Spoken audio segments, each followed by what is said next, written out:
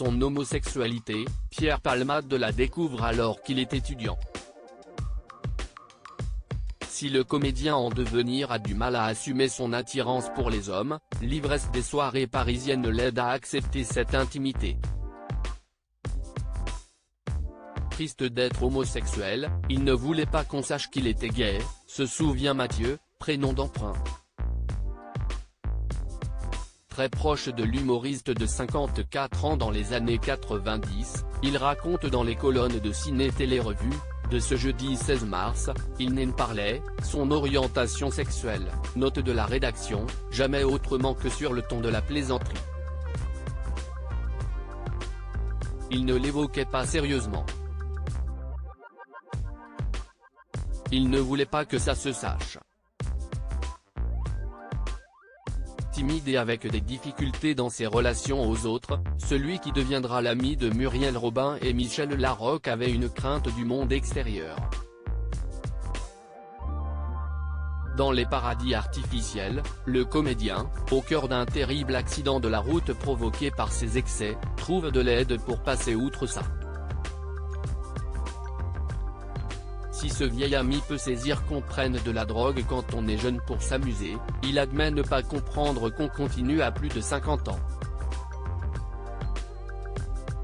Si est-il même difficile d'imaginer que quelqu'un puisse tenir à ce rythme-là, à consommer pendant 30 ans, déplore-t-il. Supérieur à Pierre Palmade, Muriel Robin, Michel Larocque, Véronique Sanson. Les femmes de sa vie et la foi de trop pour Pierre Palmade? Pour Mathieu, la cocaïne, ça fait des dégâts. À tel point qu'il est inconcevable que l'addiction de Pierre Palmade ait duré aussi longtemps. Pourtant, le comédien a bien tenté de s'en défaire en faisant plusieurs cures de désintoxication, mais en vain. En 2022, l'ex-époux de Véronique renoue avec ses vieux démons jusqu'au 10 février dernier. Devenu accro au sexe, il passe près de 3 jours à pratiquer du chemsex, des marathons de sexe sous l'emprise de la drogue, note de la rédaction.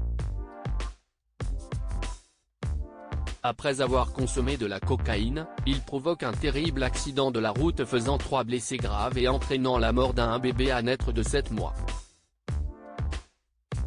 Entendu par les policiers, Pierre Palmade reconnaît avoir pris le volant sous l'emprise de la drogue. Intervenu à son domicile à Célie-en-Bière, Seine-et-Marne, le lendemain du drame, sa femme de ménage révèle avoir retrouvé les lieux en désordre, avec des seringues éparpillées, rapporte Le Parisien, le 13 février dernier. Depuis, Pierre Palmade a été placé en détention provisoire avant que le contrôle judiciaire ne soit annoncé par la Cour d'appel de Paris ce mardi 14 mars. Crédit Photo, agence.